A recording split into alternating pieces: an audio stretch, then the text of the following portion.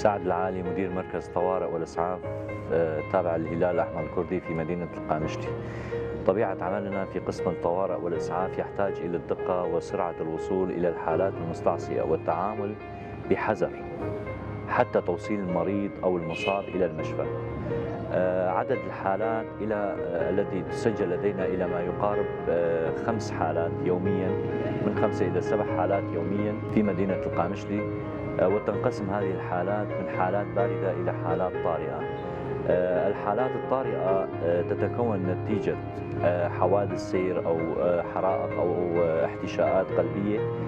مثل هذه الحالات تستدعي التدخل السريع والتعامل معها بحذر.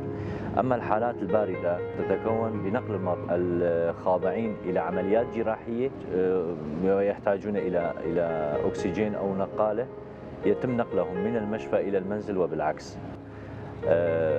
وأيضا يتم توزيع أكياس دم فارغة إلى ما يقارب 70 كيس شهريا إلى المشافي والمرضى بحاجة إلى أكياس دم.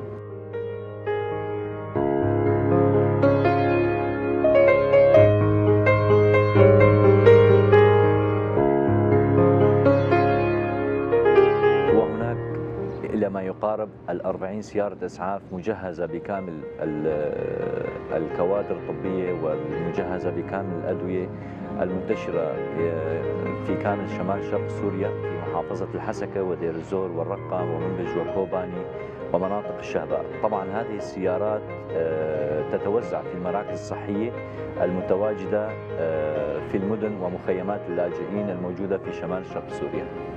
طبعا سيارات الإسعاف المزودة بكوادر طبية كانت دائما متواجدة في أماكن الصراع وفي الخطوط الأمامية، وتتدخل بشكل دائم لإجلاء المصابين وإنقاذ أرواح المدنيين ونقلهم إلى أقرب مشفى لتلقي العلاج. وساهم فريق الطوارئ بشكل كبير لتقديم الخدمات الطبية في مناطق الصراع.